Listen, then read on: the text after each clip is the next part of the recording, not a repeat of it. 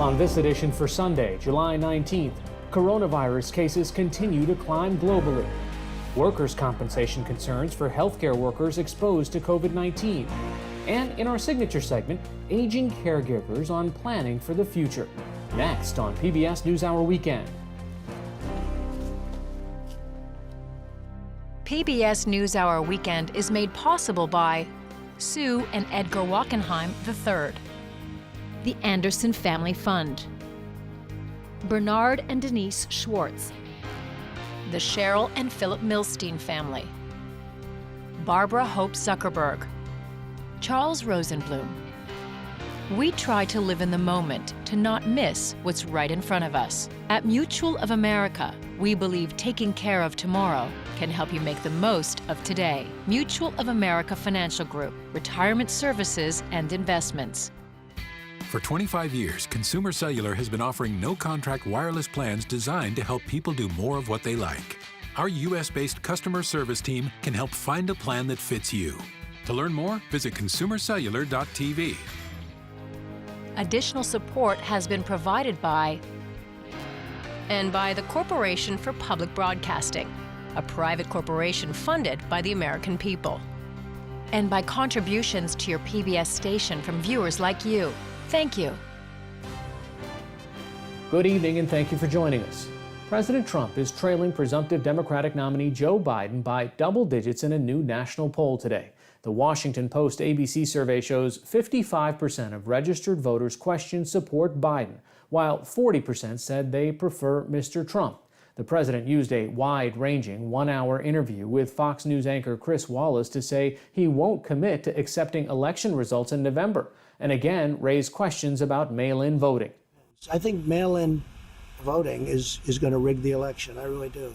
Are you suggesting that you might not accept the results of the election? I have to see. In 2016, the president also said he might not accept election results in a debate with Democrat Hillary Clinton. Mr. Trump said his administration is not trying to discredit Dr. Anthony Fauci, even though a Facebook post from one of his top aides mocked Dr. Fauci as Dr. Faucet. It shows him as a leaker and an alarmist. Oh, I don't know that he's a leaker. Why would you He's do a little that? bit of an alarmist. That's okay. A little bit He's of an alarmist. I'm an alarmist? A little bit of an alarmist. Questioned about the rising number of coronavirus cases, the president falsely claimed that the U.S. has the lowest mortality rate in the world. I heard we have one of the lowest, maybe the lowest mortality rate anywhere in the world. You have the numbers, please? Because I heard we had the best mortality rate. The case rate of similarly situated countries, as Dr. Birx points out, and this is Number one low mortality rate. The U.S. mortality rate is currently 3.8%, the eighth highest in the world, according to the Johns Hopkins Coronavirus Center. New confirmed coronavirus infections reached record highs for the second day in a row yesterday, according to the World Health Organization. Globally, there are now more than 14.3 million confirmed cases and more than 602,000 deaths, according to researchers at Johns Hopkins University. The United States continues to lead the world with more than 3.7 million cases and more than 140,000 deaths. While testing has increased over the past month, the percentage of positive tests has also been rising, a sign that the virus is spreading, not just being detected more often.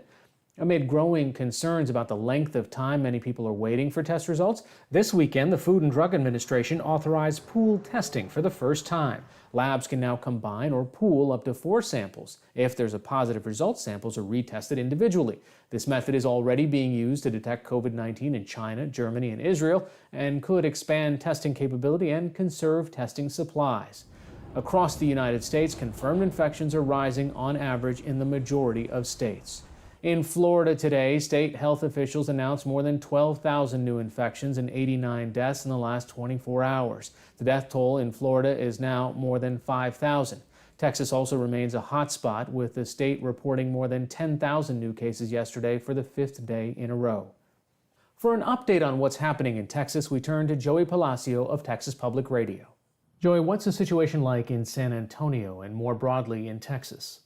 One of the biggest increases we've ever seen in any city happened on Thursday when the city added more than 5,500 new cases of COVID-19 in a single day. Now, that is actually the result of a backlog from a state lab that the city got all at once. Yesterday in San Antonio, we saw 1,100 cases added, and we're seeing over 1,000 cases added in some Texas cities. And there's even been some dispute between the San Antonio Metropolitan Health Department and also the state on different forms of testing. So there's a discrepancy in what test result constitutes positive in Texas? Right. So there's two types of tests that are used. One is a molecular test, also known as PCR, and then there are antigen tests. Where the discrepancy is happening is while San Antonio is considering both the molecular and the antigen test in its total test results, the state is only taking the molecular tests. They had to subtract 3,500 cases. And this week also Texas crossed 300,000 cases. I think we're approaching, if not already over 320,000 cases. And a lot of this, over, I would say about half, has happened within the last month. So Texas is seeing a skyrocketing amount of cases. What's been happening along the Rio Grande Valley, the border towns? So there's a county called Hidalgo County.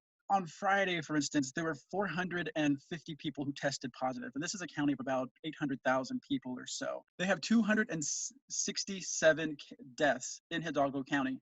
Again, its population is around 800,000, whereas here in Bexar County in San Antonio, we also have about that number of deaths as well, maybe around 240 or so, but we have 2 million people here. And one of the big things to note is that Hidalgo is a heavily Latino community, and we have seen this virus disproportionately affect people of color. It affects the Black community, it affects the Latino community, and so you're seeing a higher number of deaths in a county that is very heavily populated by Latinos. We're also hearing about a large number of infections of infants. Yes, so on Friday, Nueces County announced that it was adding 85 infants that have tested positive for COVID-19.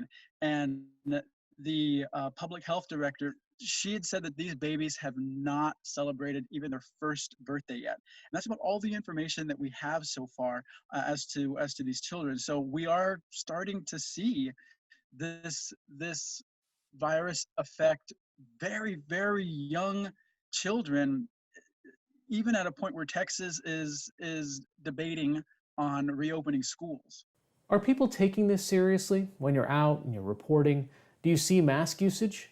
After the cases just started increasing exponentially, the governor put in a statewide mask order for counties that have more than 20 cases of COVID. And you have some folks that aren't comfortable wearing masks. You have some folks that refuse to wear masks. But I've noticed that since it's come back, at least here in San Antonio, that mask wearing has gone way, way, way up, just from my own being out and about in some cases. Joey Palacio from Texas Public Radio, thanks so much for joining us. Thanks, Hari. For more national and international news, visit pbs.org/newshour.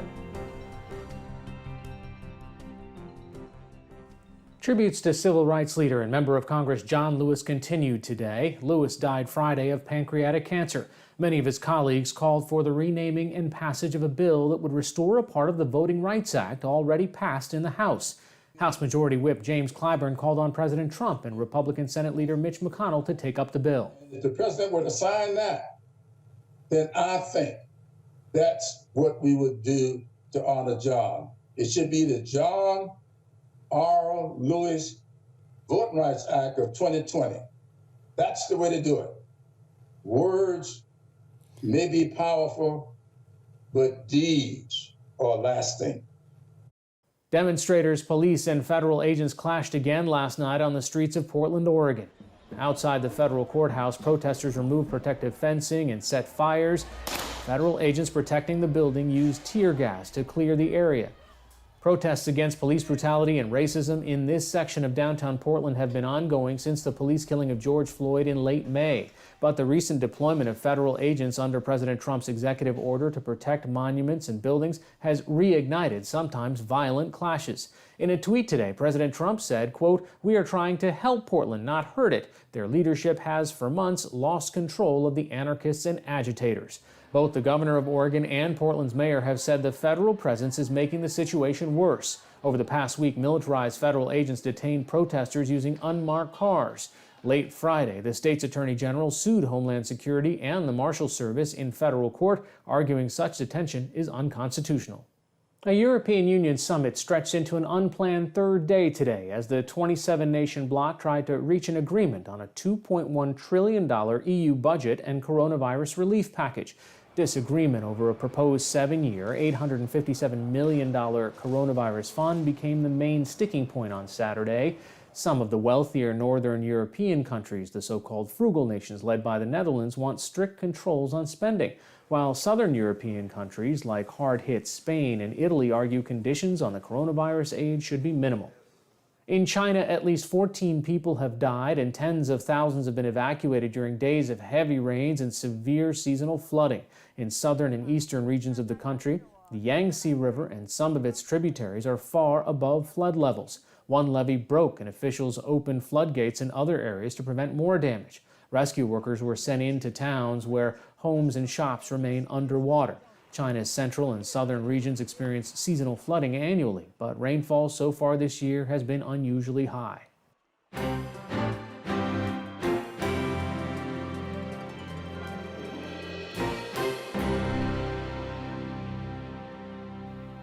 It's not surprising that healthcare workers on the front lines of the coronavirus pandemic face increased chances of contracting COVID-19.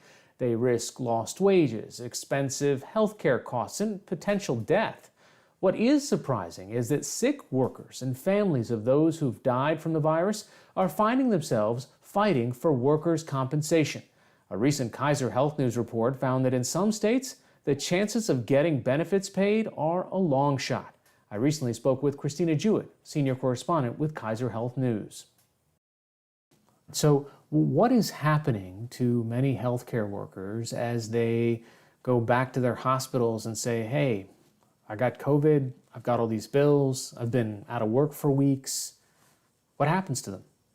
Employers and the insurance carriers are asking workers to pinpoint how they got COVID at work. So in the case of a doctor or an RN, you might have a really bulky medical record to look through and say, oh, this patient this day, this is what I believe happened. But what we found was there was a laundry worker, a maintenance worker, someone changing the air filters in a COVID room. Those workers were getting their claims denied. I mean, it's very hard for a worker in that position to pinpoint a single patient. They're probably not even privy to that knowledge. So those were the cases that we saw popping up where workers were initially seeing denials. So if they're cleaning the sheets of sick patients and if they're cleaning the air filters from the room full of COVID-19 air, they still have to prove that that's how they got COVID in the first place to get compensation. Yeah, in most states, the burden's on the worker. The worker has to pinpoint how they got it. But there are a spate of laws that are coming online. Legislatures all over the country are looking at these types of laws. There's 16 laws addressing this. And what they've done is turn the tables and made that presumption that, look, if you're a healthcare worker, some states it's an essential employee, you got it at work. And now the employer would have to prove that you didn't. So then the employer is starting to ask questions about, what your cousin, where your cousin's been, or sort of what happened on the bus you were riding to work.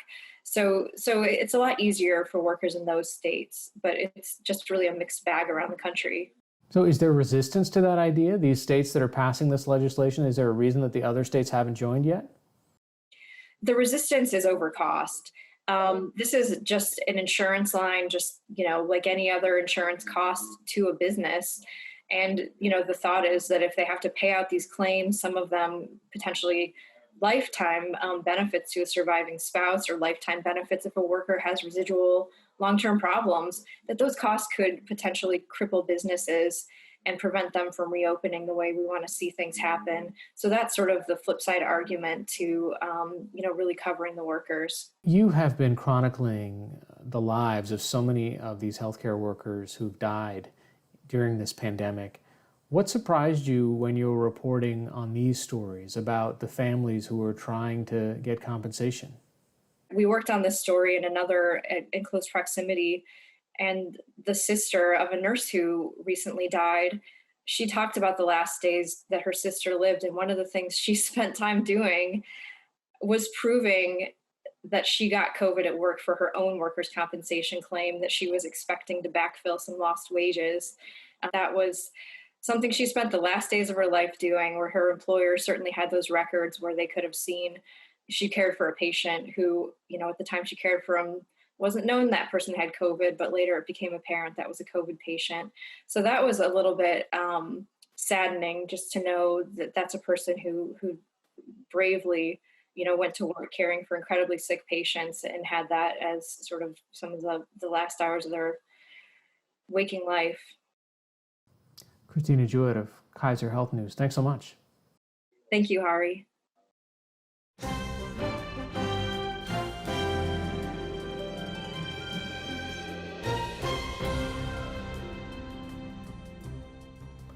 Advances in healthcare and changes in public policy have helped increase the life expectancy for people with intellectual and developmental disabilities. Many of them now live at home. But for the hundreds of thousands of aging caregivers of adult children with disabilities, many worry about what happens when they can no longer care for their loved ones. NewsHour Weekend's Christopher Booker traveled to Rock County, Wisconsin to see what one community is doing to prepare. This story is part of our ongoing series, Rethinking Lifespan, and parts were reported before the COVID-19 pandemic restrictions were in effect. It was just a few months after Virginia Sockwell gave birth to her second son, Kent, that his health took a turn.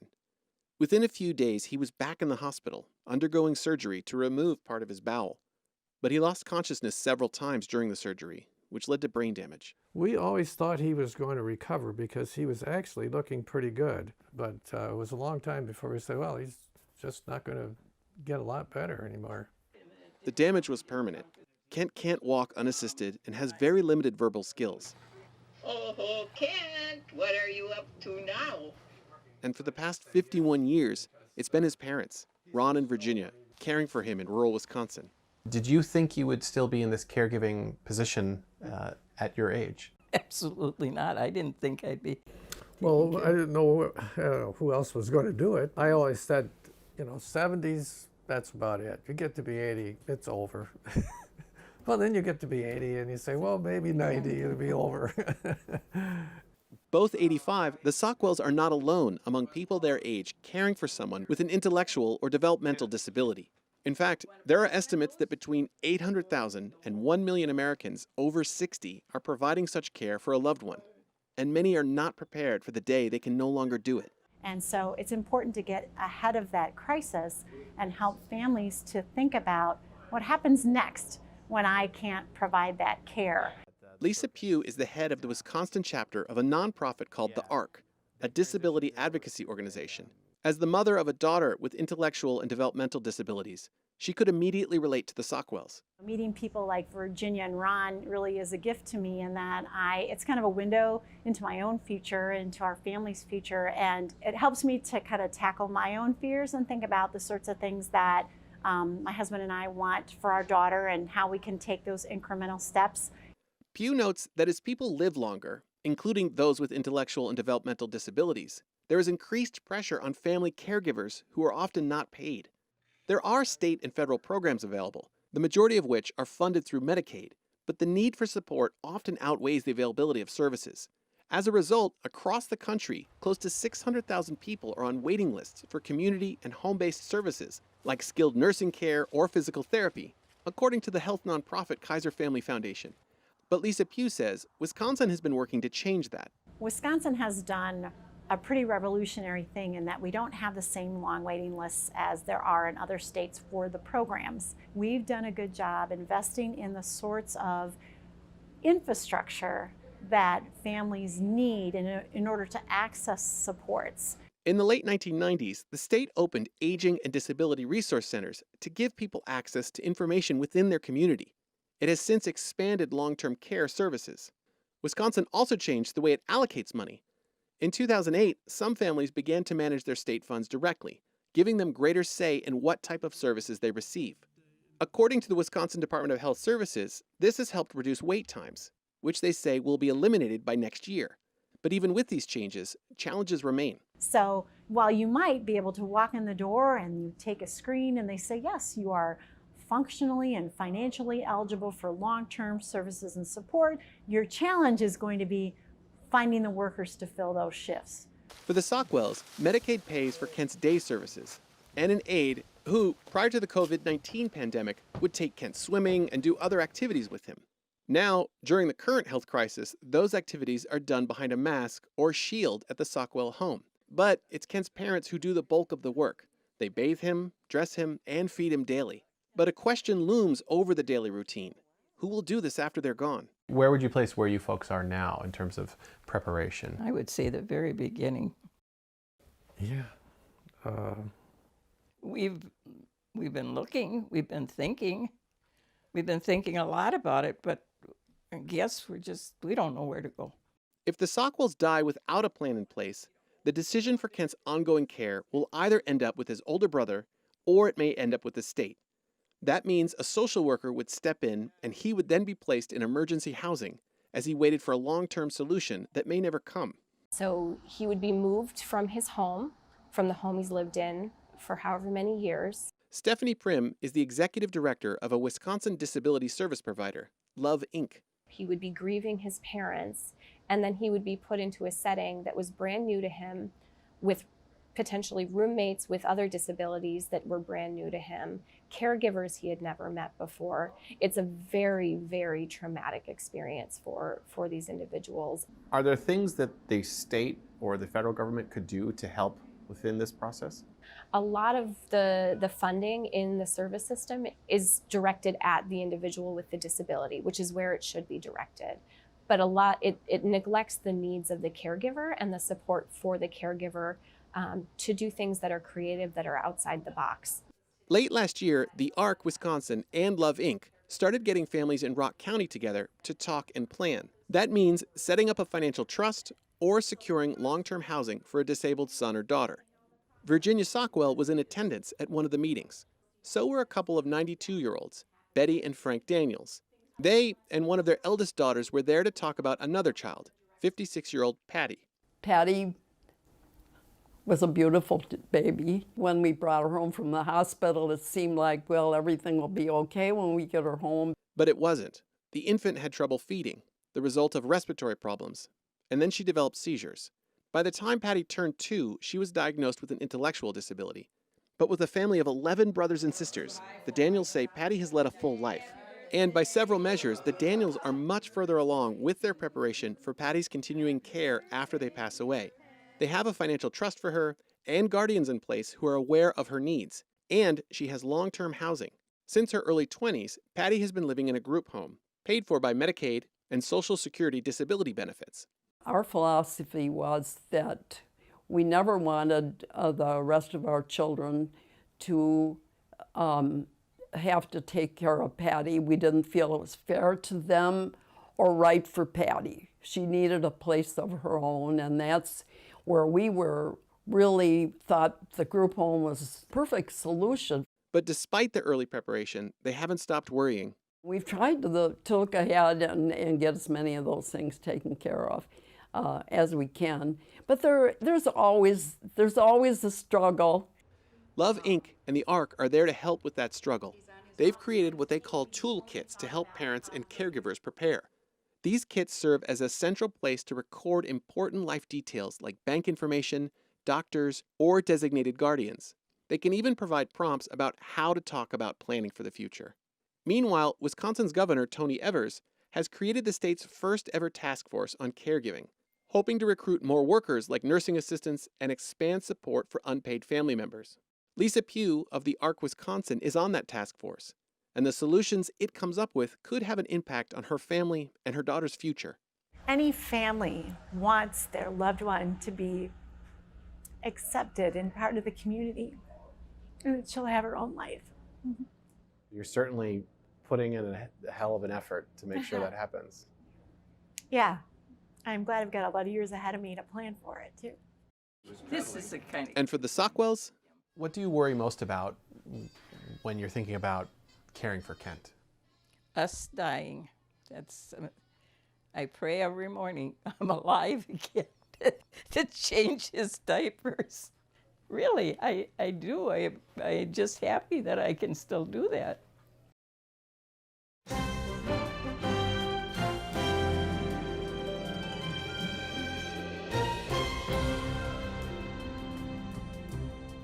That's all for this edition of PBS NewsHour Weekend. For the latest news updates, visit pbs.org/newshour. I'm Hari Srinivasan. Thanks for watching. Stay healthy and have a good night.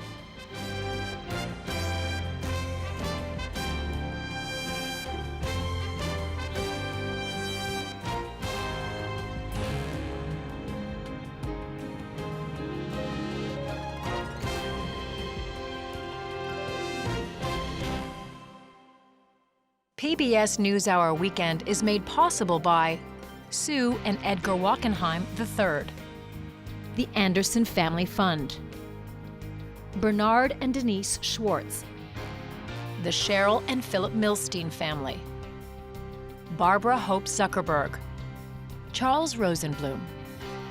We try to live in the moment to not miss what's right in front of us. At Mutual of America, we believe taking care of tomorrow can help you make the most of today. Mutual of America Financial Group, retirement services and investments. Additional support has been provided by Consumer Cellular and by